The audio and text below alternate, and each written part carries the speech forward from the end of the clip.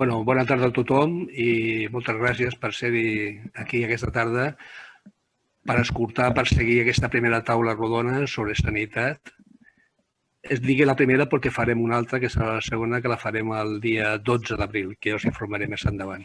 En principi, aquesta taula rodona, la d'avui, té un tema que nosaltres considerem des de l'espai de ciutadania fonamental, bàsic, que és l'atenció primària. I d'això parlarà aquesta taula rodona. L'atenció primària, però localitzada a l'Hospitalet de Llobregat. Per això comptem amb 4 persones, que són 2 persones que podien considerar treballadores del sistema de l'atenció primària. La Maite Fernández Onieva, que és infermera del CAP de Can Serra i secretària general d'atenció primària de Comissions Obreres a l'Hospitalet. El Francesc Casado, que ha estat metge de família del Vitge i especialista en medicina del treball, i 2 persones que considerem usuàries. Per un cantó està la Montse Rúbies, que és la coordinadora de l'associació ACAF, afectades per la fibromialgia, i també comptem amb el Pedro Luna, que és el president de l'Associació de Veïns i Veïnes de la Florida. I som afortunats en tenir com a moderadora a la Milagros Pérez Oliva, especialista, periodista reconeguda, especialista en temes de salut, de sanitat, i és una sort que ella sigui la que modera aquesta taula, tant aquesta com la que farem també el proper dilluns 12 d'abril. Doncs moltes gràcies a tots i comencem. Milagros, endavant. Gràcies. Gràcies, bona tarda. Moltes gràcies a l'Espai de Ciutadania per donar-me l'oportunitat d'estar un altre cop més en contacte amb gent d'Hospitalet, perquè, soc una assídua de les activitats que es fan a la ciutat i sempre surto molt contenta perquè és una oportunitat de reflexionar i d'aprendre sobre les coses. Avui reflexionarem i parlarem sobre un àmbit que és molt important, que és l'atenció, l'assistència primària, l'atenció primària. Se n'ha dit moltes vegades que és molt important perquè és la porta d'entrada del sistema sanitari, però també el pilar bàsic del sistema sanitari. És el gruix de l'atenció de proximitat en sanitat, diríem. És allò que tenim més a prop quan ens trobem malament. Però també podríem dir que és la ventafocs del sistema. I, per tant, això té unes conseqüències, que sigui la ventafocs del sistema. El coronavirus ha estat una mena de test d'estrès duríssim, que, a més, allò que pensàvem que duraria unes setmanes, portem ja un any i encara no s'ha acabat. Aquest test d'estrès ha posat a prova tota l'organització social, ha posat a prova l'economia, però sobretot ha posat a prova el sistema sanitari en tots els seus nivells. I, per tant, ha incidit sobre unes estructures que ja estaven molt tensionades per la pressió assistencial i per les retallades que es van produir a conseqüència de l'anterior crisi, la de 2008. Sempre s'ha dit que una crisi és una oportunitat. Aquesta vegada el coronavirus ens ha donat una oportunitat d'or per una cosa que fins ara no havíem experimentat i que penso que tant els usuaris com els sanitaris que estan prestant els seus serveis en primera línia hauran pogut gaudir per primera vegada, que és el reconeixement social. És a dir, per primera vegada el coronavirus ha donat l'oportunitat que la ciutadania valori i expressi el seu agraïment a un tipus de professionals que sempre estan allà, però que no sempre havíem sabut valorar com ara hem pogut veure que havien de valorar. Per tant, aquesta oportunitat ja l'hem tingut. Però també és una oportunitat per reflexionar i per pensar quines coses no han funcionat suficientment bé i quines coses hauríem de canviar. I val a dir que aquest test d'estrès el que ha fet és posar de manifest moltes de les carències que ja hi havia abans i que ja venien sent objecte de reivindicació tant per part dels sindicats com per part de les associacions professionals com per part dels usuaris i de les associacions de malalts. Per tant, de tot això hem de parlar avui i faré una primera aproximació amb unes quantes dades generals a nivell de tota Espanya, però intentarem aterrar-ho al territori més pròxim, que en aquest cas és l'Hospitalet. Mireu, només per donar una xifra relativa, A l'any 2009, el pressupost espanyol per sanitat, el 2009, el primer any abans de les retallades de la crisi, immediatament abans, era de 70.600 milions d'euros a tot Espanya. I aquest pressupost es distribuïa un 65% pels hospitals i un 15% per l'atenció primària. Jo recordo tota la meva carrera professional de sentir a dir, en tots els debats en els que he participat, que calia reforçar l'assistència primària i que havia d'augmentar-se la participació i la capacitat de resolució de l'assistència primària. I això ja es deia molt abans del coronavirus i es deia també molt abans de la crisi. El que ha fet la crisi és no només no resoldre aquesta desproporció, aquest desequilibri, sinó que s'ha accentuat. A l'any 2019 el pressupost estava congelat, estàvem a 71.000, havíem recuperat pràcticament el nivell del 2009, però no havien augmentat. I en canvi sí havien augmentat les necessitats. A raó, en el cas de Catalunya, s'estima a raó d'un 5% de la demanda anual. I la proporció entre assistència hospitalària i assistència primària i atenció primària seguia sent igual de desequilibrada. L'atenció hospitalària s'emportava una mica més que l'any 2009, s'emportava el 67%, 68% gairebé, i l'atenció primària seguia amb el 15%, congelada, petrificada.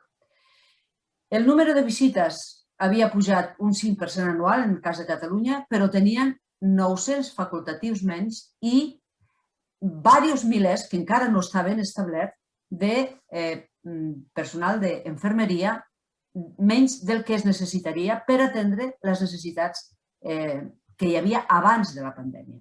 Tot això ara és molt pitjor perquè amb la pandèmia, al mes d'octubre passat, les visites que es van fer a l'atenció primària eren un 36% més que les del mateix mes d'octubre de l'any 2019. Això ha sigut l'impacte bestial de la pandèmia al mes d'octubre, que ja no era, diríem, en el pic més alt, perquè el pic més alt va ser al març, abril, maig, etc. Però, en canvi, sí que entomaven al mes d'octubre les seqüeles de la pandèmia. Bé, aquesta és la radiografia macro, diríem, no? Tot això es tradueix en pressió assistencial a cada un dels CAPs i cada un dels centres de treball per als professionals sanitaris i també en llistes d'espera per als usuaris.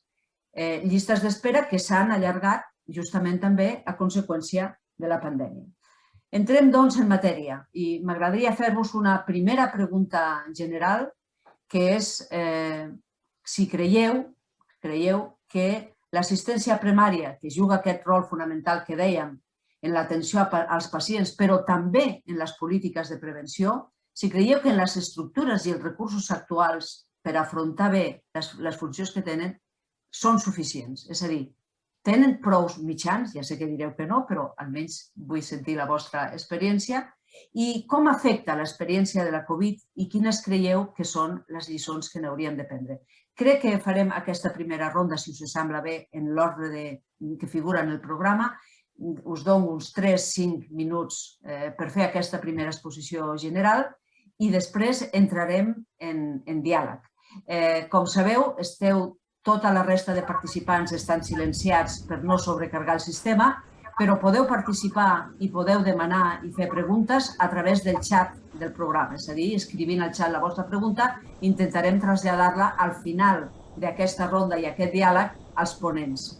Així doncs, comencem amb aquesta primera aproximació general i si vols, Montse, pots començar tu mateixa.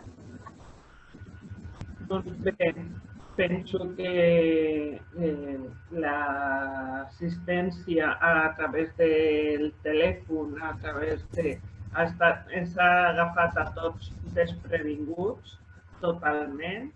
Les cues als CAPs per demanar hora perquè el teu metge contactés amb tu telefònicament ha sigut horroroses, vergonyoses, tercermundistes, i els metges tampoc estaven preparats i molts dels usuaris tampoc, perquè no tenen eines per posar-se en contacte amb el seu metge, ni que sigui a través de la meva salut, que ho han facilitat, però no tothom té ordinador, no tothom té un telèfon intel·ligent i costa molt que accedeixin tots els ciutadans.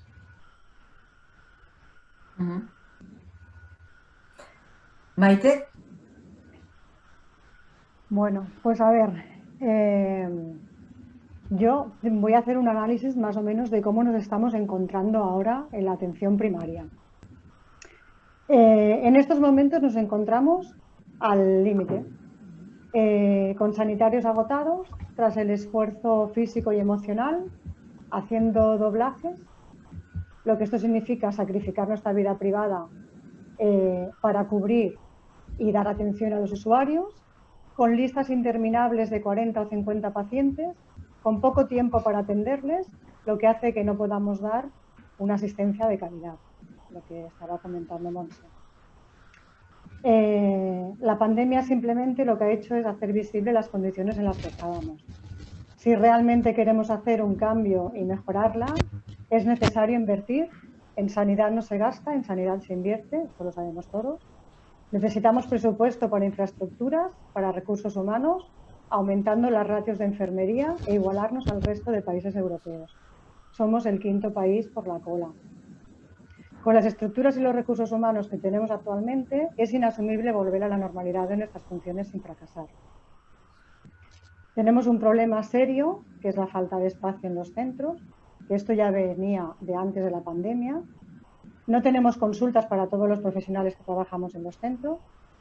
Se han tenido que habilitar sala de reuniones, biblioteca, despacho de dirección y de cualquier otro espacio que se ha podido hacer para realizar todo lo que es el trabajo burocrático tan importante en esta época de pandemia. Después tenemos que tener en cuenta que han aumentado las visitas domiciliarias, en Hospitalet por supuesto y en el resto de la población también, que debido a los problemas de salud no pueden desplazarse al CAP y los estamos visitando en su domicilio y se están asumiendo con el mismo personal que había. Lo mismo ocurre con las vacunas, que tenemos que ir de 2 enfermeras a los domicilios para vacunar, con la enfermera que tiene que ir a revisar los puntos de PCR. Todo esto se está asumiendo con el mismo personal. Es necesario ampliar la plantilla de trabajo social en los CAP. Hay barrios de Hospitalet en los que nos encontramos con gente de mayores de 80 años que viven solas, mayoritariamente son mujeres, personas aisladas en sus pisos por barreras arquitectónicas. Han aumentado los casos de salud mental, de violencia intrafamiliar, y todo esto hay que buscar soluciones. Las soluciones las tenemos que intentar buscar ya. No es un mañana, es un ya, que es el problema que lo tenemos ahora. También tenemos 2 módulos en Hospitalet anexos que han hecho para atender a los pacientes con sospecha de COVID, para hacer las pruebas PCR y los test rápidos. Y con esto lo que se pretende es liberar espacios y poder dar paso a la actividad que teníamos antes de la pandemia. De momento, el que está funcionando es el CAP de Amadeu Tourné, lleva poquito tiempo, todavía no sabemos qué está teniendo. Y después tienen que poner otro en el CAP Florida, que estará ubicado. Y hago una puntualización. De los 150 módulos que tienen que poner, de los que han puesto hasta ahora, ninguno tiene agua corriente, ni en Barcelona ni en otros territorios, que es un dato creo que importante a tener en cuenta. Y de nada nos sirve que habiliten espacios si lo que tenemos que cubrir los mismos espacios son los mismos profesionales. Lo que necesitamos son profesionales para poder abordar todo lo que tenemos atrasado, que es mucho. Y ahora ya deciros que desde Comisiones Obreras llevamos más de 10 años de lucha reivindicando la necesidad de mejorar nuestro sistema de salud público, así como la importancia de reforzar la atención primaria. No nos cansamos de insistir que el 25% del presupuesto de sanidad ha de ir al primer nivel asistencial, que es la atención primaria. Se ha de dotar de suficientes profesionales de medicina y de enfermería y del resto de estamentos para dar asistencia de calidad. Es hora de que nos tomen en cuenta a las personas que trabajamos en sanidad y que día a día hemos vivido y seguimos viviendo una sobrecarga y una presión asistencial que ya venía de antes de la pandemia y que se hace cada vez más difícil de soportar. No es suficiente un reconocimiento del volumen de trabajo, sino que es momento de actuar y de buscar recursos. Siguen habiendo médicos de familia y enfermeras que renuncian a sus contratos para irse a trabajar a la privada, porque les ofrecen mejores condiciones de trabajo. Y esto ocurre porque sigue existiendo precariedad laboral y económica. Es necesario mejorar los contratos y aplantillar para evitar que se sigan marchando profesionales. Y también quiero recordar que estamos con la misma plantilla que en el 2010 y que seguimos luchando para recuperar los derechos que nos fueron arrebatados con la crisis del 2010 y que en ello estamos. Y que también es importante que se sepa que en el resto de comunidades autónomas ya los han recuperado, aquí en Cataluña seguimos sin recuperarlos y el resto de funcionarios de la Generalitat también lo han recuperado y Sanidad sigue sin recuperar todos estos derechos que nos arrebataron en su día. Y bueno, creo que he hecho un análisis un poco así rapidito para que me diera tiempo. Ya está. Muy bien. Vale, de acuerdo, Francesc. Vale, buenas tardes. Yo creo que Maite ha tocado ya muchos de los temas, ha hecho una gran exposición. Yo intentaré citar primero un poco en global y después casos concretos o datos concretos de Hospitalet. Es evidente que desde que inició, digamos, la crisis o incluso de un poco antes, cierta actitud del gobierno en cuanto a los recortes, el gobierno aquí de la Generalitat, pues actuaron de una manera clara, que era que casi todos los centros sanitarios, primaria y de hospitalaria, vieron muy recortados parcialmente los presupuestos que tenían, de una manera importante. Entonces, claro, ahí ¿qué sucede? Que eso compromete claramente la viabilidad del centro en cuanto a la capacidad que tiene de dar una atención adecuada. Y además, como consecuencia de todo eso, se aumentan las listas de espera de una manera, digamos, exagerada y haciendo que eso a los ojos del usuario y a los ojos del profesional de una menor calidad.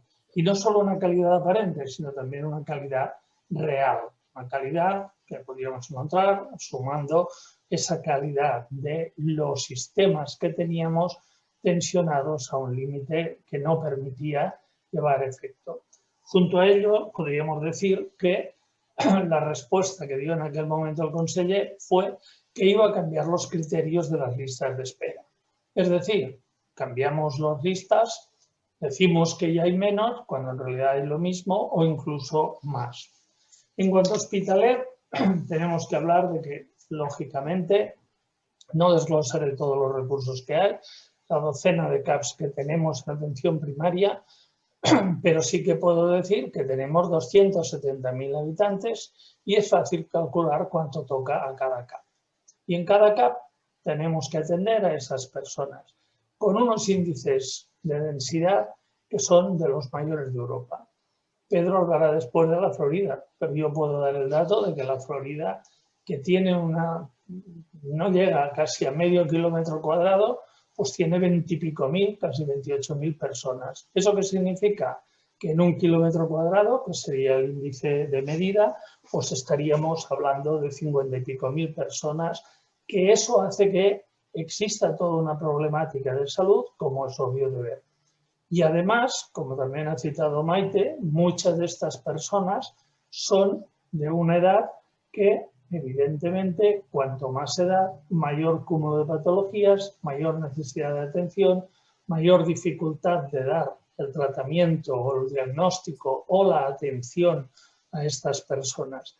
¿Y eso en qué se traslada? En que cuantos más esfuerzos realizan los profesionales y el sistema para, por ejemplo muy claro, coges a un diabético, si no lo cuidas, su posibilidad de no tener complicaciones es baja y su esperanza de vida se reduce mucho. Pero cuanto mejor lo tratas, más años de atención tienes que dar, con lo cual, evidentemente, más carga para el sistema, más carga para el profesional. Podríamos hablar también de lo que nos ha representado el COVID en todas partes. Primero, se encontraron con que no existía ninguna manera de atender porque se ignoraba lo que había. Y, además, no existían los medios suficientes como para poder llevar a cabo una atención con la protección necesaria para los profesionales, desde el que iba en la ambulancia, al que recibía en la urgencia, al que tenía que hacer la visita domiciliaria. No tenían ni la formación ni la información necesaria para su adecuada protección. Y tendríamos que decir que en un primer momento tampoco los medios adecuados. Claro, eso ha sido después una carga de trabajo importante. Si ya de por sí la atención primaria era, ya, perdón por llamarla así, pero el patito feo de lo que era la sanidad, encima tenemos que entender que con esa sobrecarga no se puede llegar. Como ha dicho Maite, falta gente. Y no soluciona el dar horas extras o el dar no sé qué para que el mismo personal haga. Eso lo que significa es que el personal va más agotado, más estresado y, en fin, después hablaremos de las condiciones de motivación que pueden tener. En principio yo creo que como esbozo podríamos ir en esta línea y después ya responderíamos a preguntas más concretas. Gracias. Pedro, tu punto de vista desde el punto de vista más comunitario. Perdón, Pedro. No hi és? Ara. Sí, Sí, ara, sí. Estava amb el so, regulant el so. Val, gràcies. Com deia la Milagros, efectivament l'atenció primària és una de les potes fonamentals del sistema sanitari. Però, malgrat això, crec que des de l'administració no se li ha donat la importància que es mereix. Si parlem d'estructures i recursos, pel que fa a la nostra ciutat i barris, només cal recordar que en 2018, fa només 3 anys, es va signar el Pacte de Salut i Benestar entre l'Ajuntament de l'Hospitalet i la Conselleria de Salut, l'Alba Vergés, que preveia, entre altres compromisos, unes inversions de 15 milions d'euros destinats a l'assistència primària. Repartits de la següent manera. Si no recordo malament, es parlava de l'habilitació del nou ambulatori de la Florida, que encara estem esperant, fa més d'una dècada que estem esperant el segon ambulatori de la Florida. També es parlava de la construcció del nou ambulatori de Santa Eulàlia, d'un nou ambulatori també per a Sant Josep i de la reforma de l'ambulatori de Just Oliveres. Doncs bé, d'aquests 4 compromisos, a dia d'avui només s'ha dut a terme el nou ambulatori de Santa Eulàlia, del carrer Alhambra, en substitució de l'antic ambulatori de mossèn Cinto Verdaguer. Per tant, efectivament, l'assistència primària és prioritària, però malauradament no està rebent les estructures i recursos que necessita. I en aquesta situació, evidentment, s'ha agreujat amb l'emergència sanitària que estem patint des de fa més d'un any amb l'arribada de la Covid-19. I més a barris com el nostre, a la Florida, a tota la zona nord de la ciutat, que on tenim els barris amb major densitat de població d'Europa, no? Què hauria de canviar? Doncs la voluntat i les polítiques de les administracions i que es dotin, com parlava la Maite abans, de més recursos econòmics i de reforçament de les plantilles del personal sanitari a l'assistència primària i a la sanitat pública. Perquè més enllà de la sanitat, de l'atenció primària, tenim greus dèficits al meu barri, en aquest cas a la Florida, i a bona part de la ciutat. Recordem, per exemple, perquè parlem sobretot de persones de la tercera edat, amb malalties cròniques, moltes d'elles que viuen soles, sense familiars, que no tenen possibilitat de transport. El cas de l'Hospital del Moisès Broggi de Sant Joan d'Espí, que segueix sent l'hospital de referència de bona part de la ciutat, sobretot dels barris de la zona nord. I això és una altra dificultat més, perquè persones de la tercera edat, persones amb mobilitat reduïda, doncs han d'anar al Moisès Broggi de Sant Joan d'Espí i és altra anomalia que encara no s'ha resolt i que, sincerament, no hi ha justificació alguna perquè molts pacients tenen problemes de mobilitat, com deia abans, i cada cop que han d'anar al Broggi doncs han d'agafar un taxi i buscar-se la vida perquè no hi ha metro a Sant Joan d'Espí. Per tant, tenim a nivell sanitari més enllà, no només pel que fa a l'atenció primària, doncs una situació crítica i una situació extrema i que efectivament s'ha agreujat en l'expansió del virus Covid-19 a barris com la Florida i altres barris de la zona nord, sobretot.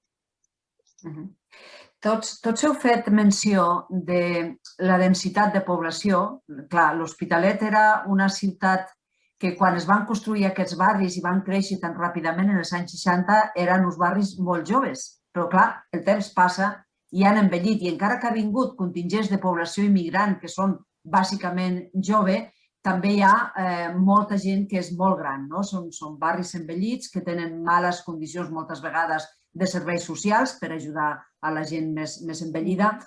Com creieu quines carències trobeu en relació al nou perfil de pacient predominant en aquests moments, particularment en aquest tipus de barris, que és un pacient crònic, un pacient que té diverses patologies, no una ni dos, alguns tenen 3 i 4 patologies alhora, susceptibles de descompensar-se en moments determinats i, per tant, que necessiten ingressos puntuals a l'hospital, però que el gruix de l'atenció és un seguiment a l'atenció primària i que, a més, tenen d'estar vigilats d'alguna manera també per especialistes de les diferents patologies.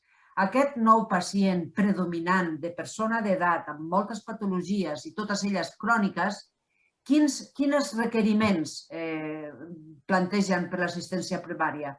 Des del punt de vista dels usuaris, Montse, què trobes a faltar tu com a persona que representes a una associació d'una malaltia crònica que, a més, és molt insidiosa perquè és una malaltia que dona molt malestar, molt mala vida? Què trobeu a faltar? Com creus que s'hauria d'organitzar? I la mateixa pregunta faig a tots els altres. Intervingueu quan vulgueu tots. Doncs penso que el meu company té tota la raó, però el Moisès Broggi relativament està comunicat. Hi ha autobusos, hi ha el tramvia, hi ha comunicacions, no el metro, però sí hi ha comunicacions. Els del tram de Hospitalet Sud hem d'anar per segons quines coses fins a Viladecans, que hi ha un autobús cada mitja hora i passa quan vol, o quan pot, millor dit, perquè depèn molt del trànsit i és una zona molt sobrecarregada. Després, l'ambulatori que tenim al centre i Sant Josep és compartit. L'ambulatori de Sant Josep ha estat, com fa 20 anys almenys, que està dissenyat i programat en 76 llocs diferents i no el acaben de fer, i ni el faran. A breu terme no el faran.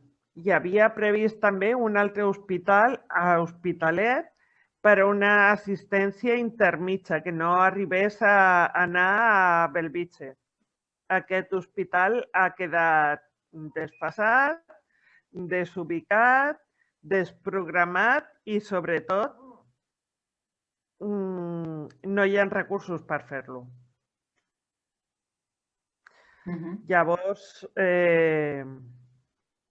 estem així, desitjant que facin un ambulatori, encara que sigui un parell de metges de capçalera i un parell de pediatres, una infermera i poca cosa més per Sant Josep, que es desbloqueixi una mica i ells no hagin de venir al centre, que és incòmode, han d'agafar moltes vegades la gent gran en l'autobús per poder anar al seu metge de capçalera perquè ho tenen lluny i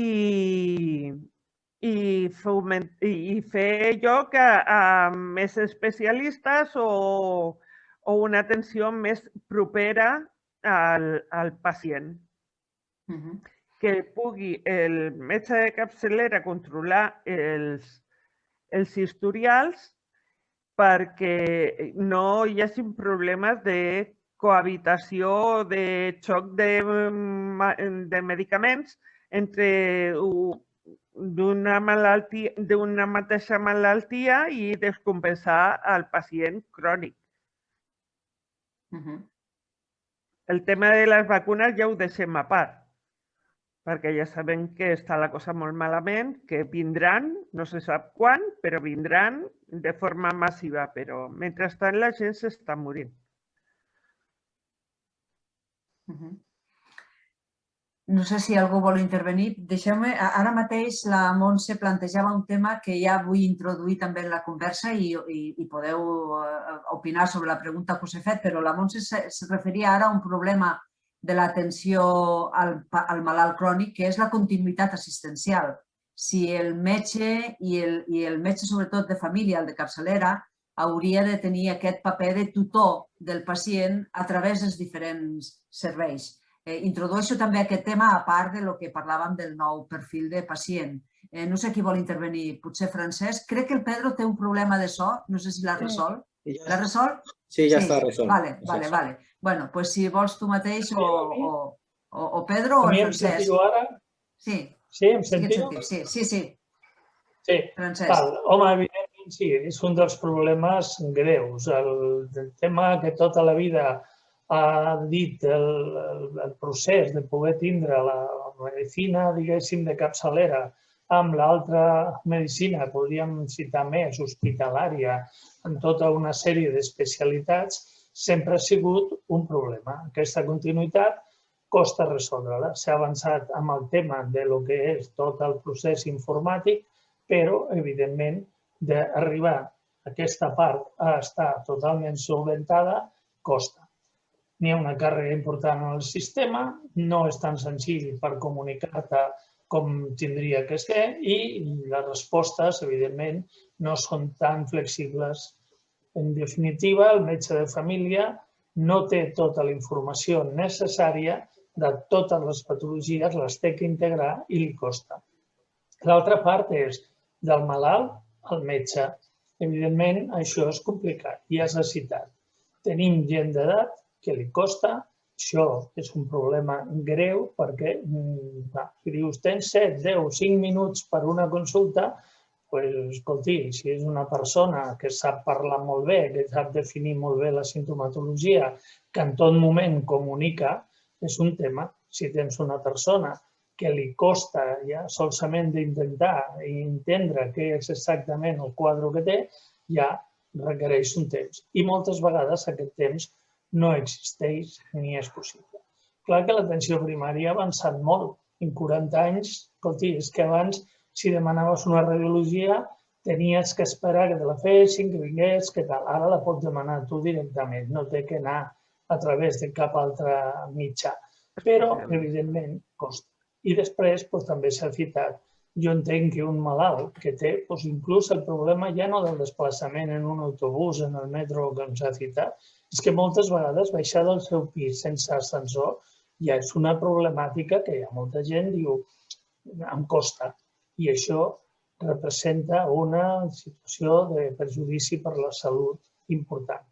I clar, si no n'hi ha personal suficient perquè vagi a domicili a poder fer aquesta atenció, doncs és evident que aquí n'hi ha una mancança. I sempre tornem al mateix. Si no n'hi ha prou personal per poder cobrir totes les possibles necessitats, doncs no solament és un ambulatori, com deia la Montse, o un centre que s'ha fet més gran en quant a la càrrega de treball, com deia la Maite, és que són tots i en tot arreu. Llavors, evidentment, aquí costa. Algú ha citat la meva salut. La meva salut està molt bé, és un pas endavant, evidentment.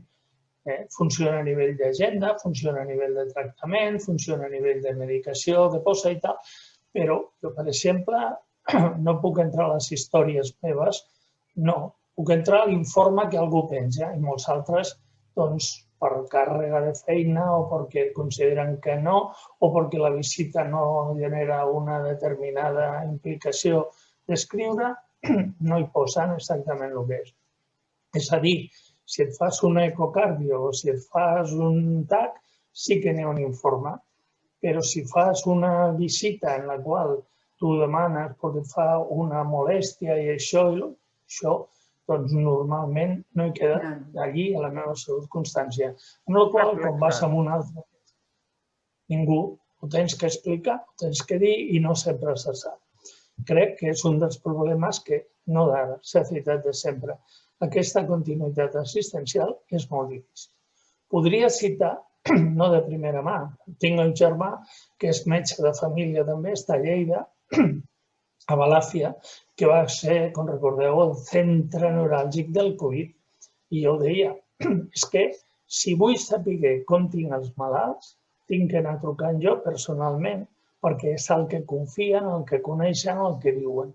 No hi pot estar trucant una altra persona dient, escolti, vostè, digui'm el DNI, digui'm tal, digui'm qual i tal, i li preguntaré. Llavors la gent no té aquest tipus d'interacció. Però clar, això és una càrrega importantíssima de feina. Això, imagineu el que representa si tens que intentar anar trucant als centenars de possibles malalts que hi tenen. És molt, gairebé impossible. I em citava casos concrets que s'escapaven de tota mena i amb la Covid generaven molts problemes. Per citar un sol, em van trucar, ell i em va explicar, tinc un senyor que era xòfer de tocar i va anar, bueno, Perpinyà, però dona el mateix. I llavors s'arriba, i llavors es troba malament, i demana hora, i triguen a donar-li, i llavors et truca, i llavors li pregunto, i vaig a veure'l, i llavors té la dona que està pitjor. La dona va morir. Llavors, això esquema es pot repetir al llarg de tots els primers mesos fins que vulguem. I era molt difícil de poder establir una altra línia de treball. Jo entenc, i ho pot dir millor, doncs, per exemple, la Montse estic segur que pot dir moltes coses de com va el tema de la fibromiàlgia, però moltes. Lo complicat que és i lo difícil que és que això funcioni. Demanar hora a un reumatòleg, bueno, en fi, no diré missió impossible, però sé el que han patit per aconseguir-ho. I després que això hi funcionés. I si vol parlar el company de l'associació de veïns, doncs, en fi, segur que té moltes i moltes casuístiques per citar d'aquest tipus de que la gent, en llenguatge casolà, diuen ens maregen d'un lloc a l'altre. La gent gran t'ho diu, és que em maregen, em diuen, és que no sé exactament què em passa allà. És la realitat.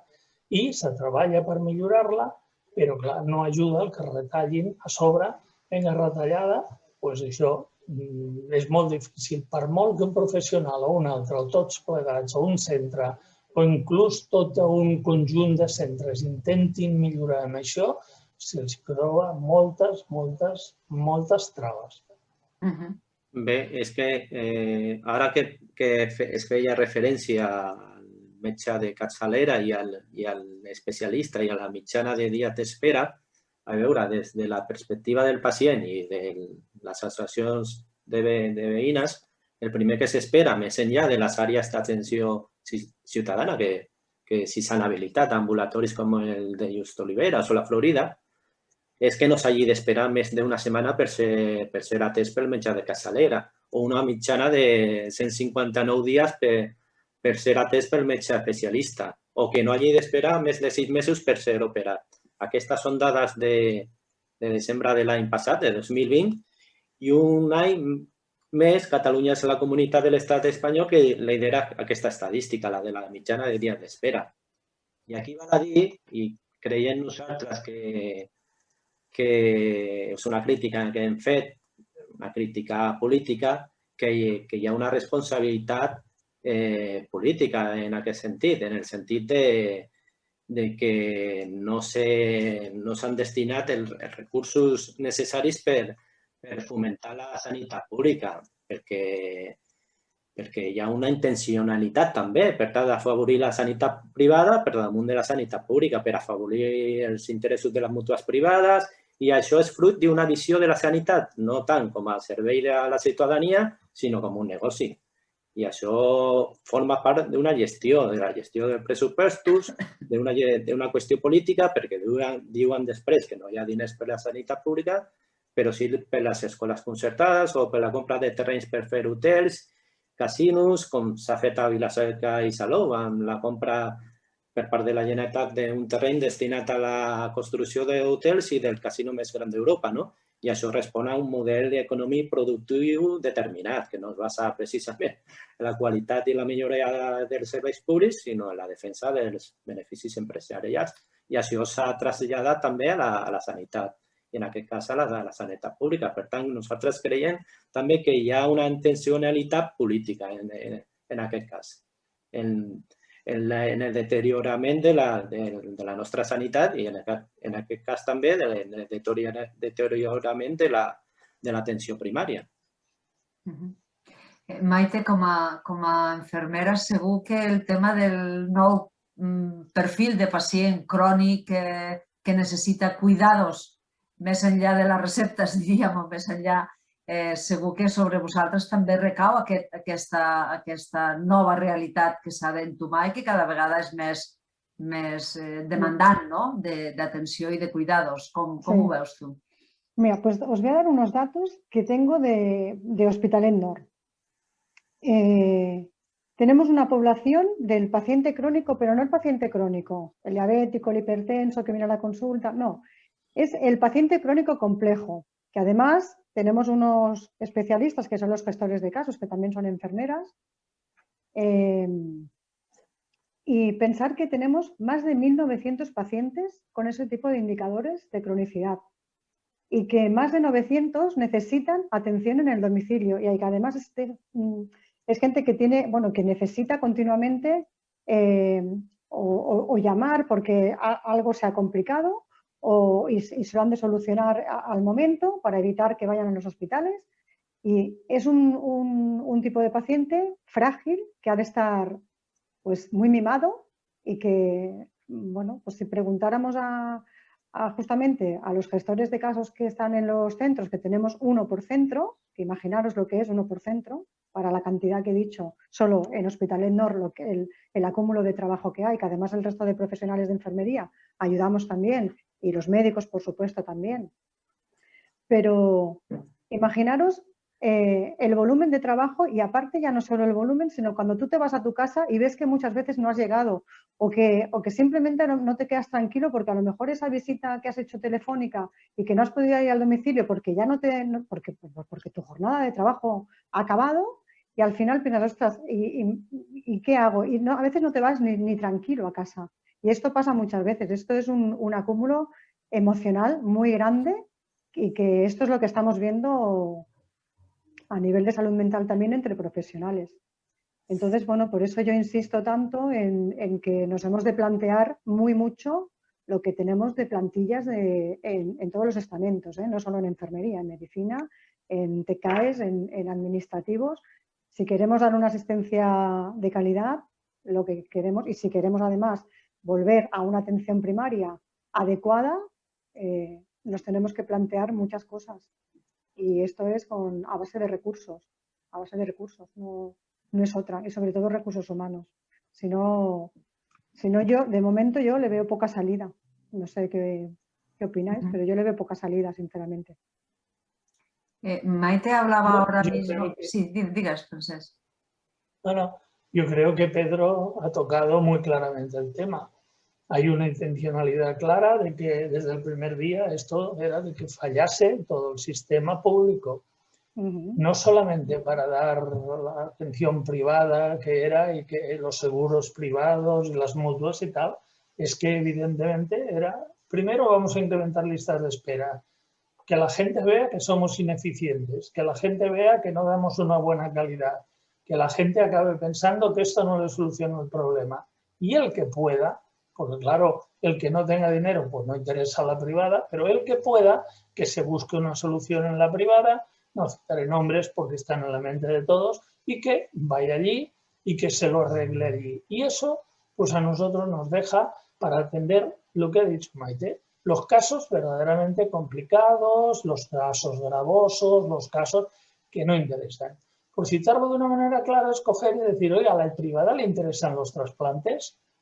No digo tonterías, oiga, ¿sabe lo caro que es eso para 4 que podríamos hacer? No. Eso que lo haga la pública y tal. Por lo mismo es aquí, 900 pacientes con todas esas patologías, todas esas dificultades. No, hombre, Eso, la pública, que para eso están. La privada, queremos, pues oiga, la catarata, queremos que venga el paciente que tiene, eso sí, una diabetes incipiente, que lo podamos tratar, que le podamos explicar, que podamos darle. Esa es la realidad. Y eso es un programa. Aquí hay mucha gente de sindicatos y mucha gente que conoce lo que va. No, bueno, es igual, lo voy a decir. Aquí tuvimos un conseller que había sido claramente de la patronal y que luego volvió a estar en la patronal. Ya por no citar a otros, ¿no? Porque podría ir hablando de otros que han habido y que, en fin, a veces o no tenían, desde mi punto de vista, o eran incompetentes o no tenían capacidad, y otros que evidentemente sí que eran muy competentes para lo que les interesó, y así fue. Claro, si antes se ha citado, hombre, nos han recortado el presupuesto de una manera brutal. Creo recordar que ha dicho que estamos como un poquito más de cuando estábamos en el 2009, pero la población no es la misma, la edad no es la misma, las patologías no es la misma, la capacidad diagnóstica no es la misma. Antes es aquello que puedes decir, oh, no se moría nadie de eso. No, perdón, se morían, pero como no se les detectaba, se morían y punto, no daban problema. Ahora se les atiende, se les trata, se les acompaña, se les hace en ocasiones mejorar, pero todo el mundo sabe, los crónicos no se curan, mejoran y se les cuida, pero ahí van a estar siempre. ¿Y eso dónde estarán? En la primaria. 1900 has citado que tenemos en esa área solo, fíjate. 1900. Imagínate, multiplica por todas las áreas de Hospitalet, multiplica los 900 de gran complejidad que serán el año que viene, serán un año más, algunos desgraciadamente habrá fallecido, pero de los otros 1900 habrán subido y engrosarán eso porque es la ley de vida. Pues claro, no nos engañemos, hubo una operación muy clara y muy marcada, tanto en hospitales, que luego hay compañeros que podrán opinar, como en la primaria, de cargarse todo lo posible para ahorrar. ¿Con qué objetivo? Bueno, no sé yo si era solamente para que otros se hicieran con el dinero o simplemente para quitarse una cosa que de alguna manera pues era un gasto importante y que, bueno, si la intención política era de otra manera y lo de la sanidad pública no llevaba tanto, claro, por ahí está la explicación, que la veo muy clara, ya la ha citado Pedro. Montse, ¿querías añadir algo a esto que decías? Sí, que pensemos que el área norte de Hospitalet es un área pequeña y que el resto de Hospitalet estamos con las mismas dificultades, en los mismos problemas y somos aún muchos más. El área sur de Hospitalet abarca casi todo Hospitalet prácticamente. Es una zona muy grande, muy desatendida igualmente, con enfermos tan complejos como en otros sitios. Hospitalet tiene una tasa de gent gran muy importante. Tiene un barrio entero que tiene unas dificultades físicas para salir de casa, como es Belviche. Los ascensores están, pero están interpiso. Quiere decir que entre piso y piso está el ascensor.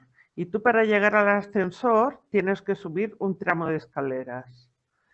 Tienes 70, 80, 90 años, eres joven, vas en silla de ruedas, con muletas, como sea, te cuesta una vida llegar hasta el ascensor y después bajar a la calle, porque hay otro tramo importante de escaleras. Esto no se ha solucionado. Los ambulatorios cada vez están más saturados, menos profesionales porque se nos van. No es que no tengamos profesionales, los profesionales salen cada año de las universidades y los mejores formados de toda Europa. Se los rifan. Aquí tienen un sueldo bajísimo, unas condiciones de trabajo muy malas, un estrés laboral exagerado y ahora se ha agrandado por por el COVID, pero eso estaba ahí, eso estaba latente. No es normal que enfermas complejas o enfermos complejos tengan que ir 4 poblaciones más allá a visitarse y que le hagan un diagnóstico y ala para tu casa. No es normal. No es normal.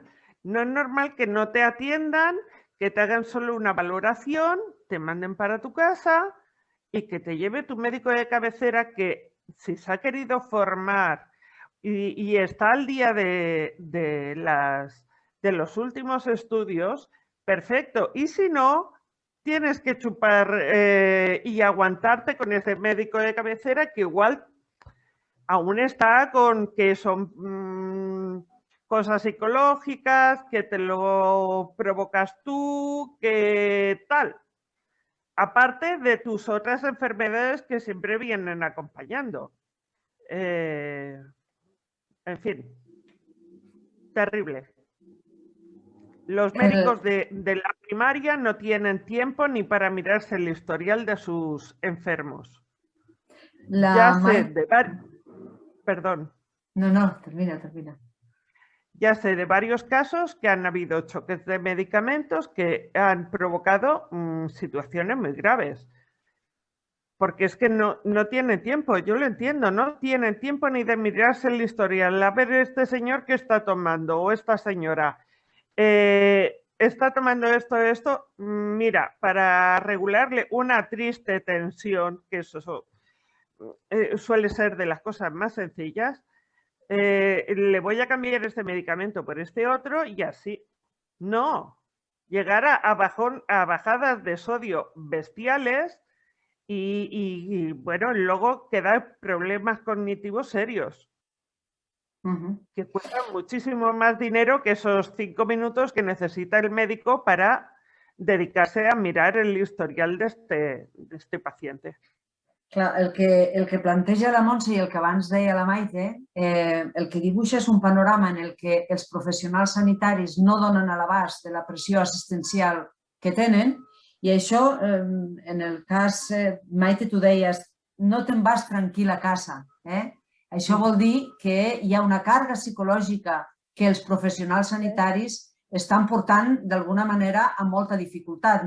La pregunta és, fins a quin punt hi ha burnout, fins a quin punt hi ha estrès que està fent que hi hagi moltes baixes per depressió, baixes per estrès entre el personal sanitari i el mateix respecte dels usuaris. En aquest cas li preguntaria també a Pedro i a Montse, aquesta percepció de que el professional està sobrecarregat i sobresaturat afecta a la confiança que teniu els pacients amb el metge, afecta a la confiança en el propi sistema i quina repercussió té això, sobretot en el que referia abans el Francesc, de que, òbviament, si la gent té la percepció de que no està ben atès, aquell que s'ho pugui pagar, potser decideix fer un seguro privat i el que no s'ho pot pagar, com ho metabolitza, que té la sensació de que està mal atès. Com ho veieu?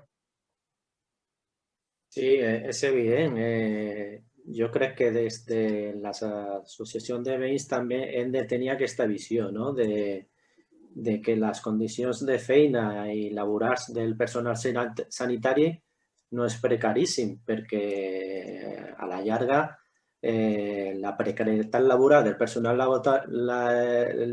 personal sanitari evidentment perjudica l'atenció sanitària dels pacients. Això és evident. Podríem parlar fins i tot del tema de la continuïtat assistencial, que crec que també s'ha mencionat, s'ha fet referència en el debat.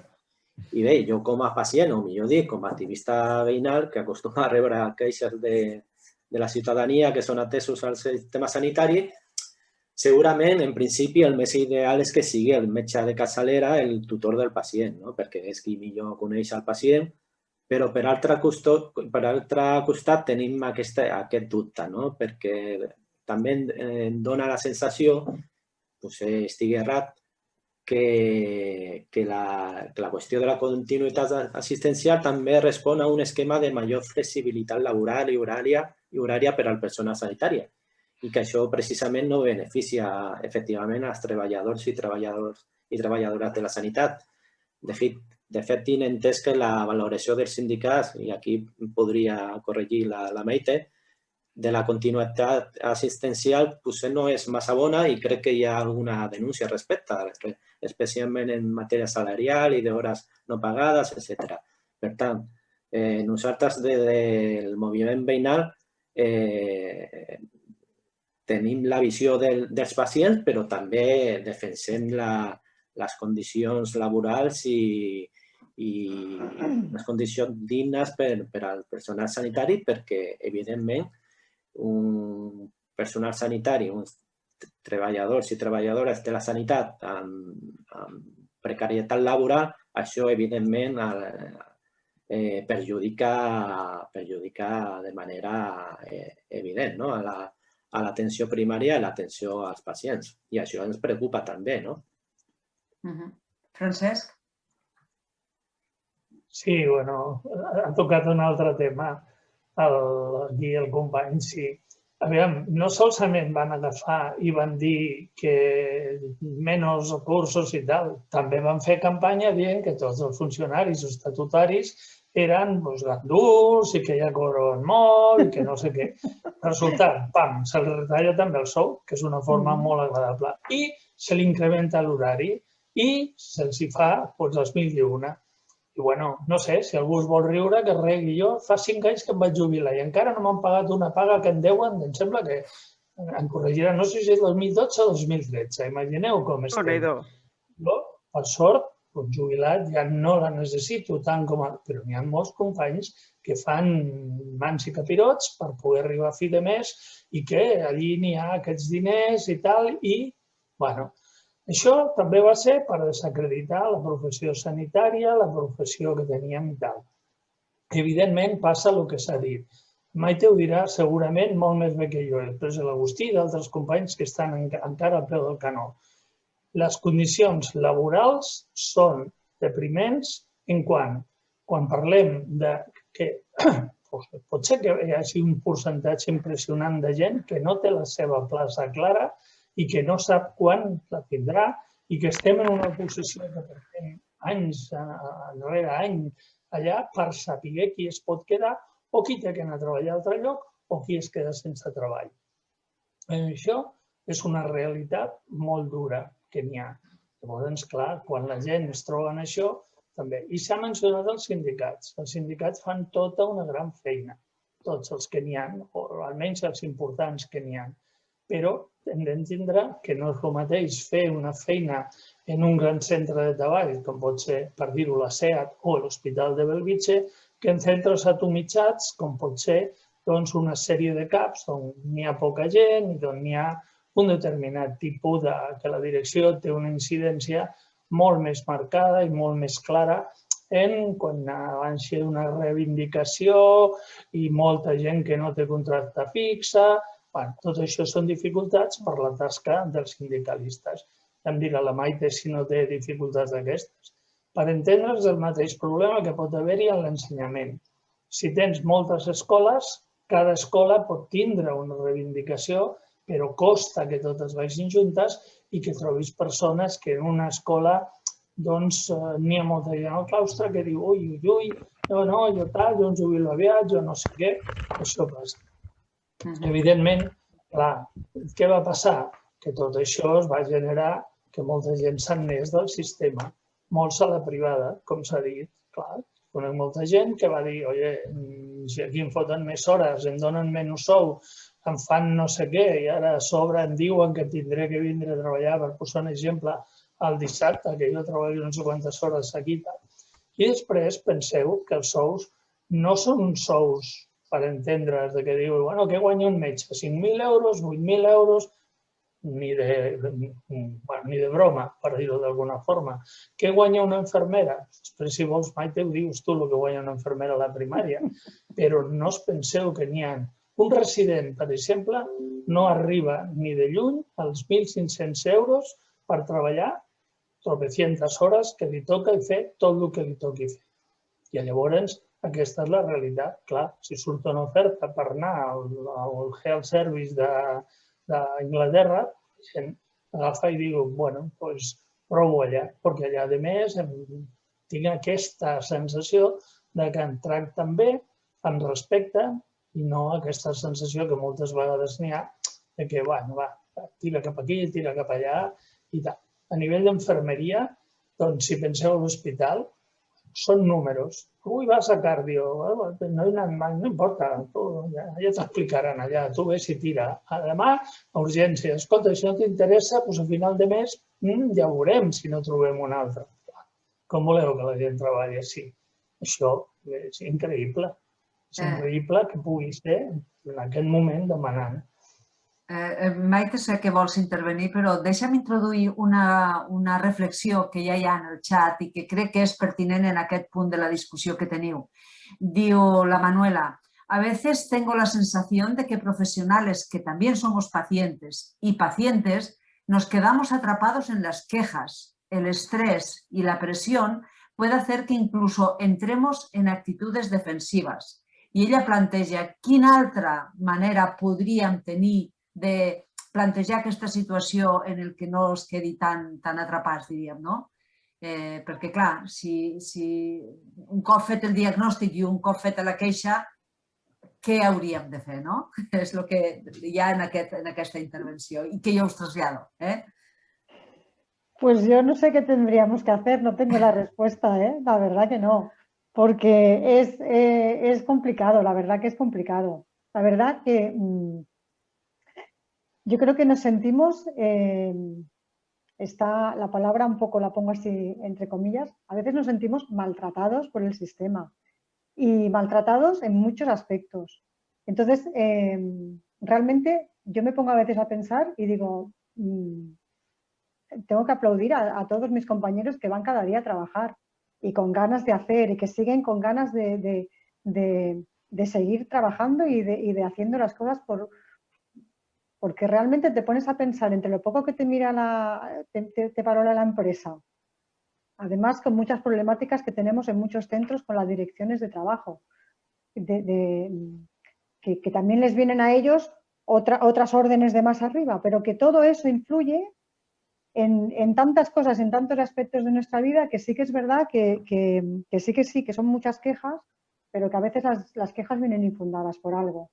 Y que a veces también entiendes que el usuario, que el paciente que te viene, a veces porque hemos pasado de los aplausos a que nos agredan verbalmente o físicamente en algunos centros también, y que se entiende que todo se puede entender, pero que de verdad que no estamos valorados ni económicamente ni por el trabajo que hacemos muchas veces. Entonces, es difícil de gestionar, es muy difícil de valorar y de ver cómo hacerlo, vaya. No tengo la respuesta a eso, ¿eh? ¿Alguien tiene la respuesta a eso, Francesc, quizá? Respuesta no hay. La respuesta es de que hay que seguir trabajando en cambiar esto. ¿Pero cómo? Pues evidentemente hay la vía sindical, hay la vía laboral, no permitir ni una que te pasen y asumir lo que te venga. ¿Te pueden venir represalias? Sí, claro, ¿qué vamos a hablar de ello? Pero hay que decir que, por ejemplo, pues ciertas circunstancias obligan a plantear eso. Si no se está dando una buena atención al paciente, hay que dar la denuncia correspondiente, porque lo que no puede ser es que estés jugando con la salud de gente. Para eso no nos hagamos profesionales de la sanidad. Es decir, si uno está ahí es para procurar ser eficaz, dar solución. Y luego te pueden pedir que seas eficiente, que es decir, oiga, haga usted lo más posible por el menos coste, no solo económico, pero el menos coste social y demás, que también hay que pensar. Si puede usted hacerle una visita, no haga que venga 2 veces el paciente, porque eso no es ser eficiente. Pero claro, esa situación es muy difícil. Los mandos, ya lo he dicho, tienen órdenes de arriba. También han de saber plantarse en algún momento.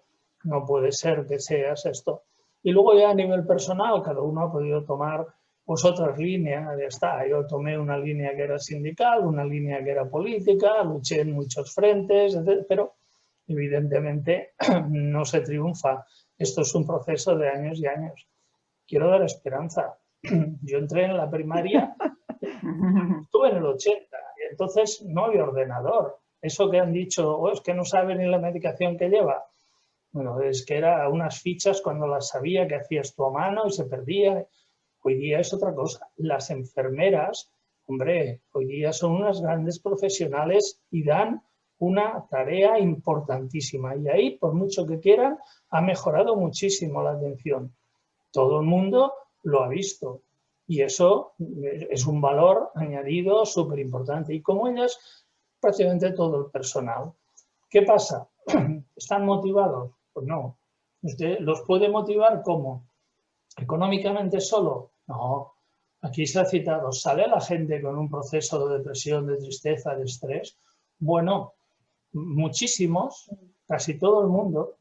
¿Por qué? Pues porque, como he dicho, Maite, tú no te puedes ir a casa diciendo, oye, yo no sé si, no he visto la radiografía, yo qué sé, oye, aquí no. Tienes que irte con una tranquilidad de espíritu y si no tienes posibilidad de hacerlo así, acabarás teniendo una situación en la que caerás. Y esto cuesta y hay muchos profesionales que le pasa. Hay mucha gente que está de baja por problemas que podríamos llamar de estrés o de salud mental o de depresión o de algún tipo de esto. Y no hablaremos hoy, o creo que no toca, del tema de la salud mental para la población, porque ahí podríamos hablar largo y tendido, porque médicos y enfermeras puede que falten, pero psicólogos y psiquiatras, no sé, en catalán a dojo, ¿qué diríamos? Ja, sé que no és políticament correcte plantejar la qüestió que us vull plantejar ara, però a mi em preocupa una miqueta, que és també el canvi de perfil dels propis pacients. Hi ha una piulada aquí de l'Ada al xat que diu, ella parla, et diu, ara bé, som el país que menys educació sanitària tenim, patim una deixadesa d'autoresponsabilitat alarmant. Això em dona peu per plantejar aquesta qüestió que jo us deia que em semblava que pot ser considerada políticament poc correcta, però que crec que s'ha de parlar.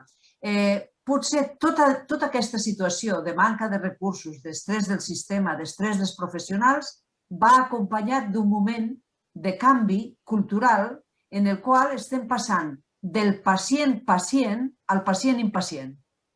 És a dir, estem canviant el paradigma. Abans el paradigma era un pacient sumís que reconeixia l'autoritat del metge i del personal sanitari, que confiava en l'infermera, perquè pensaven que en sabien més que ell de la seva salut.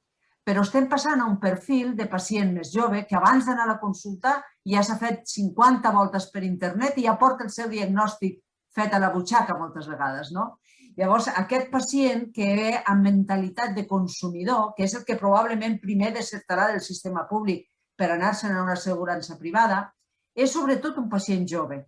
A diferència de la gent gran, que correspon més al model més paternalista, el pacient jove no suporta el paternalisme i, a més, moltes vegades creu que ell en sap tant com el metge a vegades, no?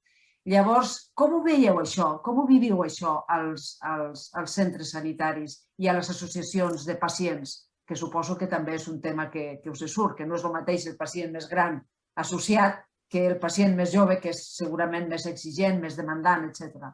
Com ho percebiu?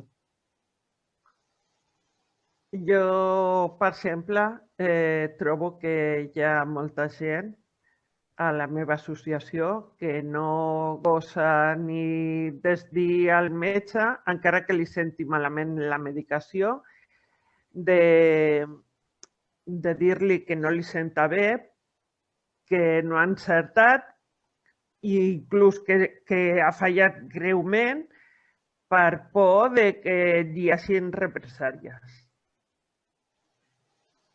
Hi ha gent jove que sí, que si veu que hi ha algun problema, reclama i que tampoc em penso que està malament, perquè si el metge no disposa del temps suficient per poder analitzar una qüestió complexa, les malaltes de la meva associació són malaltes molt complexes que tenen a més de fibromiàlgia, fatiga crònica, síndrome de sensibilitat química múltiple, a més, són dones grans amb més comorbitats de malalties i una cosa descompensa l'altra. Però sí que demano, sobretot, que estiguin ben ateses com a persones. Un metge es pot equivocar, una infermera es pot equivocar, però com a persona han d'estar ben tractades. Això sí que ho tinc molt clar. I si hem de demanar que hi hagi més metges, és una ajuda pel malalt i per al sistema. Perquè el sistema necessita del recolzament dels pacients, perquè els sindicats sols faran la meitat de la feina que si ho fem tots junts, i el malalt també té la seva part de necessitat de bona atenció. Jo tinc unes problemàtiques, tinc una noia ara mateix que té 32 anys i està feta i només li deien que té fibromiàlgia. Jo estic que veig molts casos. Són més d'un centenar de persones a l'associació i jo no he vist cap cas com el d'ella. Cap. Estic segura que té una altra malaltia, a més de la fibromiàlgia i la fatiga crònica. Però el seu metge no té temps. I a les persones tan complexes, a les mútues no ens volen. No és que no la puguem pagar, és que el que se la pot pagar, que perquè ja fan selecció adversa, clar. Les mútues fan selecció adversa. Clar. I només agafen persones que tenen coses trivials, una cama trencada, una hipertensió, una diabetis incipient, coses senzilles. Això sí, corren molt. Fan totes les proves en pocs dies, però una cosa complexa no t'agafaran un càncer, no t'agafaran un problema de demència, no t'agafaran... No, això no. Això ni que tinguis tot l'or del món. No t'agafen, perquè és un negoci. Allò el que volen és guanyar diners. I nosaltres som,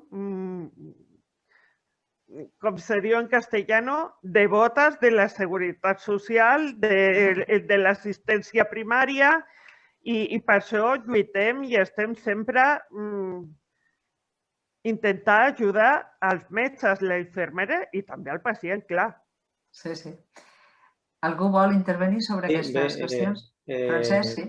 No, Pedro, digues. Sí, jo no sé si és políticament incorrecte, com deies tu, perquè suposo que et referies a canvis culturals, a la nostra... Sí, no, em referia que també hi ha un tipus de pacient que voldria ser atès immediatament per coses que són molt banals i que no entén que s'hagi d'esperar ni mitja hora. Però no sé... Hi ha les dues coses alhora. Feies referència a canvis culturals, no sé si... Sí, a canvi cultural.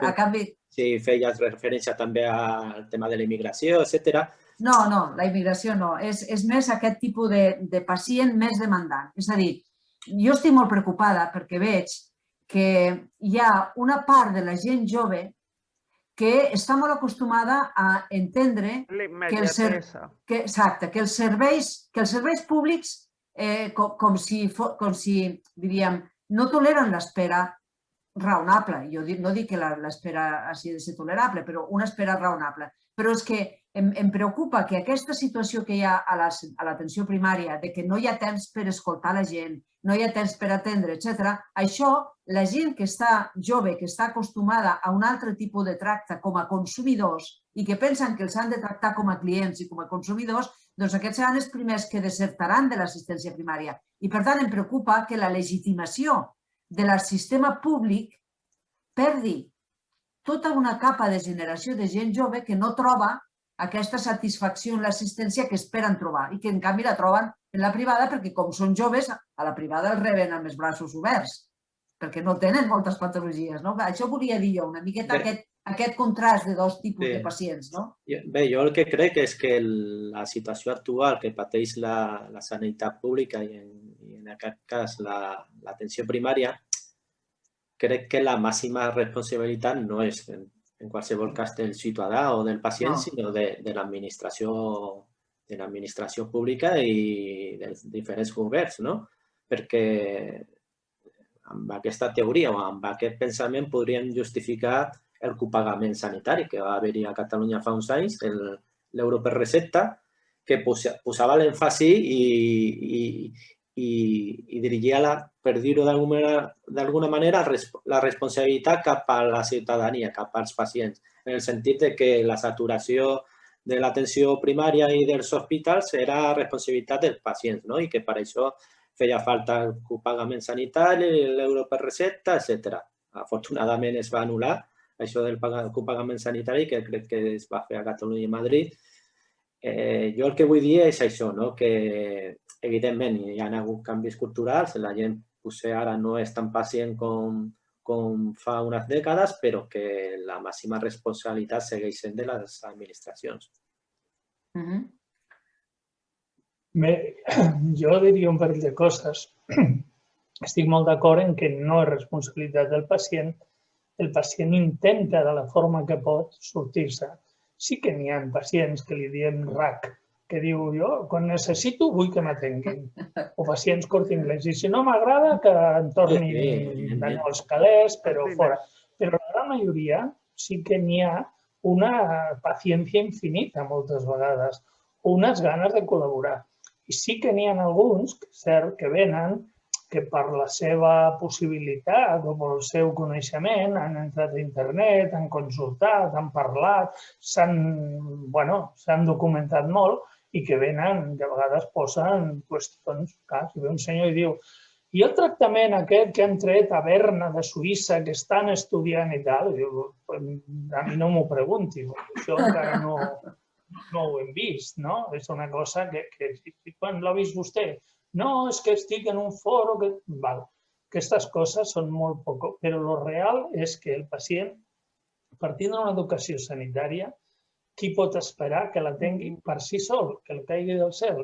Per això es necessita personal, que és el de la primària, que a més d'atendre i a més d'ajudar, pugui educar i pugui formar, perquè evidentment no solament donar Gentadueto o donar metformina per la diabetes, és també explicar quin tipus d'alimentació, quin tipus d'exercici, quines coses tens que fer.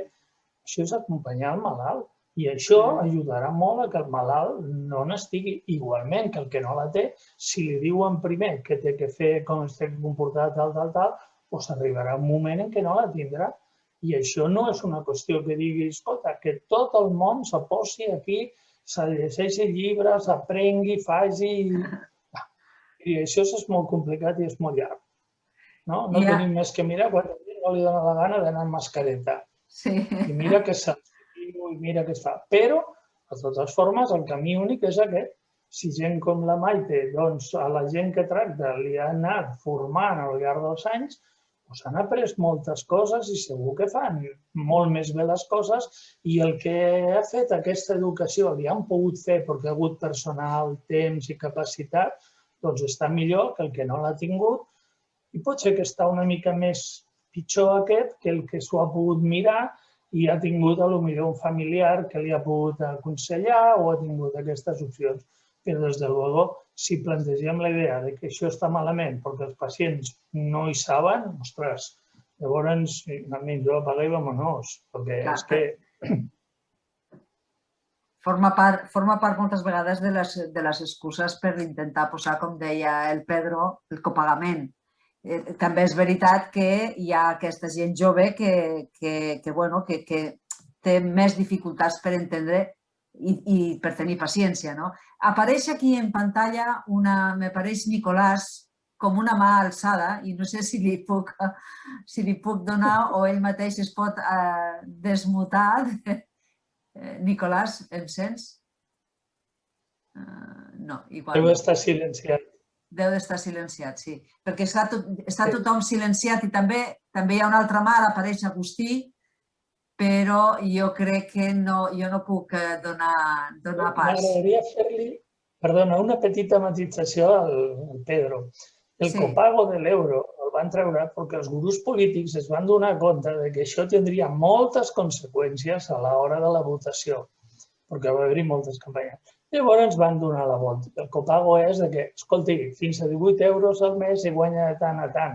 I llavors això queda com més dissimulat. Tu vas a la farmàcia i pagues alguna cosa, abans no es pagava. Dic els jubilats. També els altres, que això arriba al 60% en segons quins trams. No deixa de ser un tipus de copagament. Abans no tenies que pagar tant, no pagaves res i a poc s'han anat ficant una mica. I clar, dius, bueno, home, 18 euros no és res, però per alguns comencen a ser, però clar, si dius, bueno, si és fins a 24.000 euros, que dic de memòria, 18 euros al mes, doncs total, estem parlant de 200 euros a l'any. Sí, però és que no tothom guanya 24.000 i això també li costa al que guanya potser 10-12.000 i té una sèrie de problemàtiques afegides, que són precisament el que dèiem en certs barris en el qual gent d'edat, que les pensions són molt petites, gent que té moltes problemàtiques, gent que té dificultats, tot això és una forma encoberta, si es vol, o no tan encoberta de copagament. Ja veurem si no venen més. Ja. Nicolás, crec que ara pots parlar. Almenys no veig que estiguis... Sí. ¿Se me escucha? ¿Se me escucha? Sí. Sí, ¿no? A ver, que yo sobre todo intervenía para intentar que el amigo Agustín Echevarría del Hospital de Belviche pudiera intervenir. O sea, un poco paradójico, pero ya que estoy en el micro... No aparece todo el mundo en pantalla, ¿sabes? No aparecen todos, solo aparecen los ponentes. Ya que estoy en el micro, gracias, intervengo con dos cositas, ¿no? Porque nosotros desde el UGT el otro día estuvimos planteando un plan específico para la primaria en general, pero sobre todo en Hospitalet con una urgencia bestial. Alguien ha comentado, el incremento poblacional ya nos exige que tomemos los deberes, ¿no? A ver, está habiendo un envejecimiento también de la población apresurado desde hace ya casi 20 años. Tenemos un hospital que se le llamó en su momento el Hospital Central de Hospitalet, que es de la Cruz Roja, viendo cómo se nos está convirtiendo en mustio y, sin embargo, toda la zona norte, una zona muy envejecida, tiene que irse a la primaria de prácticamente la mitad del Bajo Llobregat, ¿no? Pues todo eso yo creo que nos debe hacer reflexionar para hacer un plan de primaria específico. Y yo me quedo con una reflexión que alguien ha comentado, ahora no sé bien quién, es el hecho de que yo creo que aquí ha habido un intento durante muchos años de eliminar poco a poco la sanidad privada, decantando a alguna gente, la que pudiera, la pública hacia la privada, y que eso solo hace falta verlo en el escaparatismo que está haciendo la Generalitat. El otro día inauguró un hospital COVID, sin que haya un aumento de personal, porque me parece que los compañeros de Belviche siguen estando los mismos, y luego viendo cómo se nos está quedando mustio la mitad de la mitad de la primaria que tenemos en Hospitalet. O sea, mucho de escaparate, pero a la hora de inversiones reales, pues poquitas. Sí, Agustín, creo que ya tienes vía, ¿eh? Estás... Sí, Agustín, puedes intervenir. Adelante. No trobava el xat i no podia... Em sentiu bé? No et sentim molt bé. Et sentim una mica malament. A veure, prova. Ara millor. Una qüestió tècnica. Ara una mica millor. Em sentiu millor ara? Sí, ara una mica millor. No gaire, però... Tinc uns auriculars amb micròfon i el que faré és desactivar-los. Perquè probablement... Em sentiu ara? Ara millor. Ara sí. Ara em sentiu? Sí, ara millor. Hola? Sí, parla. Parla. Quina pena, no. Sí, ara no sents tu. Jo tenia tantes ganes de participar i ara no. Agustí, sí que se sent bé ara, eh? Pots parlar. Bueno, mentre l'Agustí si no està intentant connectar-se, la Montse tenia aixecada la mà també. Vols intervenir entremig i després li donarem pas a l'Agustí. Era una cosa molt curta. Digues. Hi ha moltes dones, això és un aviaix de gènere, hi ha moltes dones que fan la declaració de renda amb el seu marit, elles cobren una misèria i com que el seu marit cobra més, han d'arribar als 18 euros, no pas als 8 que els correspondrien. Llavors, paguen cada mes tots els medicaments. Tot i tenint, per exemple, jo mateixa cobro una pensió de 509 euros i tinc 2 fills al càrrec. Gràcies. Agustí, pots provar, si vols? Sí, hola. Hola, em sentiu ara? Ara sí, a veure si tenim Em sentiu sort. bé? Sí, endavant. Ja, és que a vegades m'he de comprar uns auriculars super moderns per després fer el que va malament quan fas una videoconferència.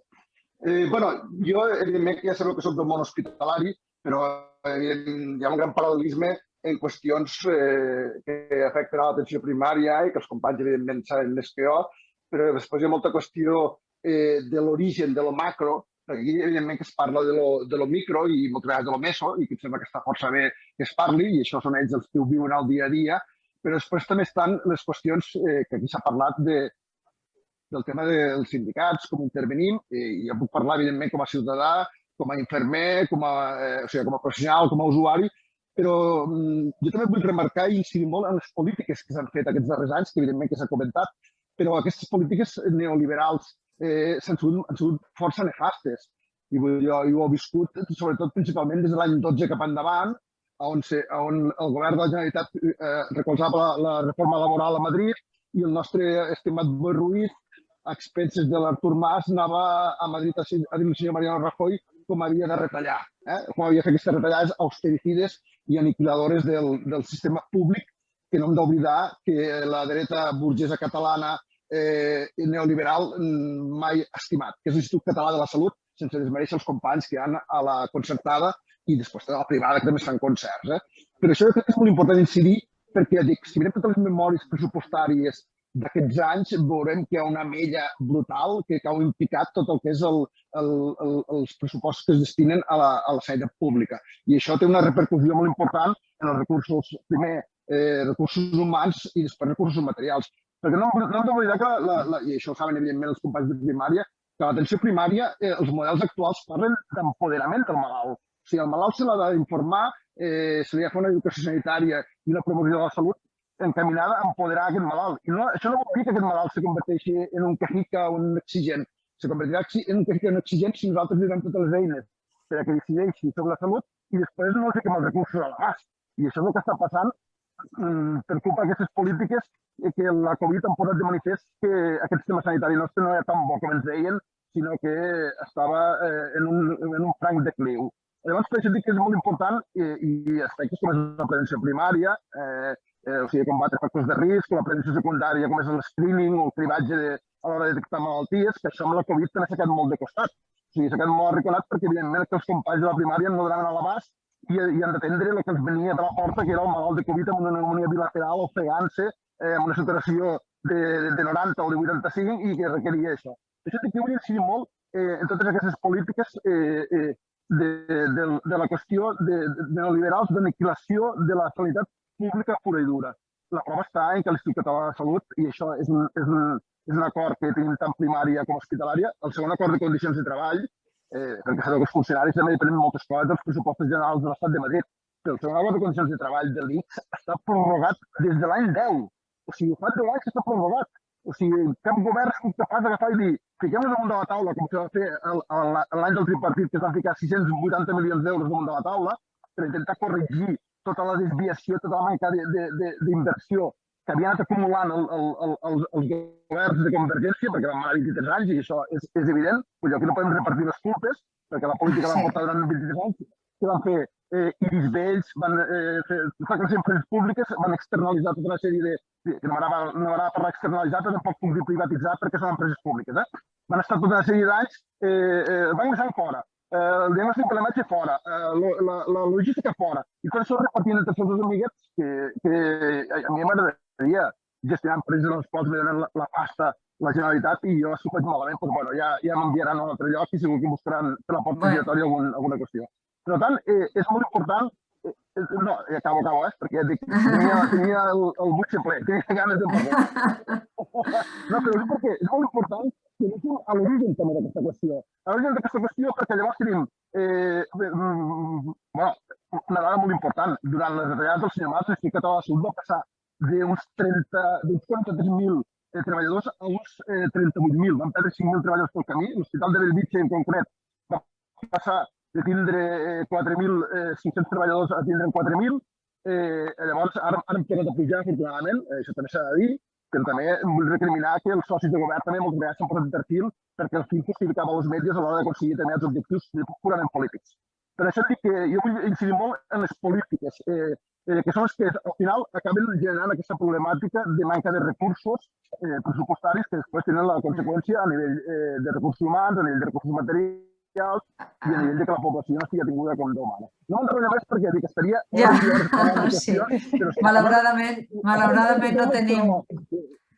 Malauradament no tenim tot el temps, de fet, ja estem fora de temps. Moltes gràcies per haver participat. Si us sembla, anem acabant. Feu una última intervenció, els ponents, sisplau, una mica a modo de conclusió, que diríem. Quines són, de tot el que hem parlat, el que vosaltres considereu que són, diríem, les prioritats més importants que s'haurien d'atendre, però molt breument i molt succintament, gairebé a nivell de titulars, perquè ja estem bastant fora de temps, havíem dit que acabaríem a les 7:30 i ja ens passem una miqueta. Fem-ho al revés ara, si voleu. Pedro, pots començar tu, si vols?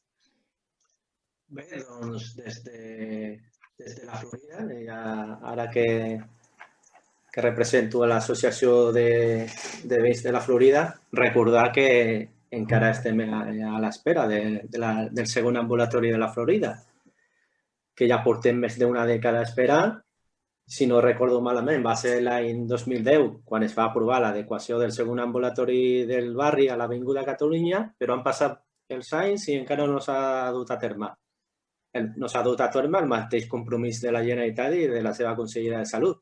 Recordem que l'actual ambulatori dona servei a més de 44.000 persones al barri, que és el barri, a més, amb més densitat de població d'Europa i que la situació de col·lapse del nostre ambulatori s'ha agreujat encara més amb la Covid-19. La situació és de gran necessitat. Sí que és veritat que sembla que el segon ambulatori està més a prop perquè fa uns mesos es va presentar concurs per la licitació de les obres i es va escollir l'empresa que s'encarregarà de les obres. A partir d'aquí, l'empresa té 5 mesos per presentar-se el projecte i tenint en compte que això es va aprovar al desembre de l'any passat, de 2020, esperem que cap a l'abril aquesta empresa ja haurà presentat el seu projecte. Per tant, la previsió és que l'ambulatori ja estigui en funcionament, la nostra previsió, cap a finals de 2021, principis de 2022. És el que esperem després d'una dècada esperant l'ambulatori, perquè és una qüestió de gran necessitat per al nostre barri, perquè tenim un ambulatori que pateix una situació de col·lapse i de saturació contínuament, que s'ha agreujat amb el Covid, que es va agreujar de manera molt notòria el passat estiu, quan la segona onada del Covid-19 i que va afectar de manera bastant intensa al nostre barri i a tota la zona nord de la ciutat, de l'Hospitalet, i aquesta és la reivindicació que volem expressar aquí, que encara estem esperant l'ambulatori després d'una dècada d'espera. Doncs esperem que aquesta vegada sí que ja no tingui marxa enrere. Francesc, com ho veus? Per acomiadar-te ja. Sí, jo veig, resumint molt breument el que s'ha dit, seria precís reforçar l'atenció primària. Seria precís millorar la situació del professional. Més professionals, millor considerats. No n'hi ha recursos econòmics? Mire, que qualsevol que vulgui consulti el que estan cobrant certs directors. Per no començar a donar xifres i noms, més que el president del govern d'Espanya, estan cobrant aquí un munt de gent de l'ICS, de la sanitat pública, que ja, clar, tot això doncs no arriba al personal de base. I per últim, per dir-ho, és que evidentment, si el professional no acaba tenint aquest reconeixement a nivell de lo que és de part de l'administració, no funcionarà mai. Per molt que grans professionals s'impliquin i facin tot el possible per atendre a les persones que tenen una necessitat. Esperem que això pugui anar millorant, perquè si no, evidentment, la gent se busca altres solucions, que és el que hem dit, acabarà buscant solucions com les privades o, malauradament, doncs, encontrant-se en situacions en les quals, si no tenen capacitat d'acudir al sistema i el sistema no hi pot acudir a les persones per manca de recursos, doncs tenim més problemes de salut dels que tindrien que tenir. Moltes gràcies a tots. Montse, quina és la teva conclusió? Montse, estàs aquí? S'haurà quedat, haurà perdut la connexió. Bé, Maite, doncs acabas tú. Yo seré breve porque yo lo único que creo que necesitamos realmente son recursos humanos e infraestructura, una inversión adecuada para poder volver a la atención primaria que teníamos y bueno, y es que poco más, es que sin eso no podremos hacer nada más. Así que ja està. Moltes gràcies a tots. Moltes gràcies a tots perquè crec que ha sigut molt dinàmic. Us agraeixo molt la facilitat amb la que s'ha fet aquest diàleg, que crec que reflexa una de les situacions de dificultat que viu l'assistència sanitària. Perquè, a veure, tots estem d'acord i ho tenim claríssim que és la nostra joia de la corona, en el sentit més ample, la joia social, el pilar del nostre estat de benestar és el sistema públic de salut, que és un sistema universal i gratuït i equitatiu. I, per tant, és un sistema de redistribució social fonamental. Naturalment, el dany més gran que es pot fer a aquest sistema és no invertir suficient i que no funcioni bé. És a dir, no donar-li els recursos perquè pugui funcionar bé. Perquè si no funciona bé, llavors hi ha tot aquest perill que hi ha de que una part de la població que l'ha defensat fins ara com una eina social molt important deixi de defensar-lo com ho havien fet les generacions anteriors, diríem, no? I aquest és un perill real.